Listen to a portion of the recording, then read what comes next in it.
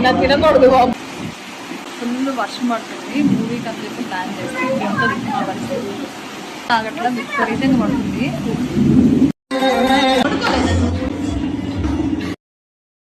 నువ్వే important person. Hi friends. ఇలానా ఎరగొట్టాలి.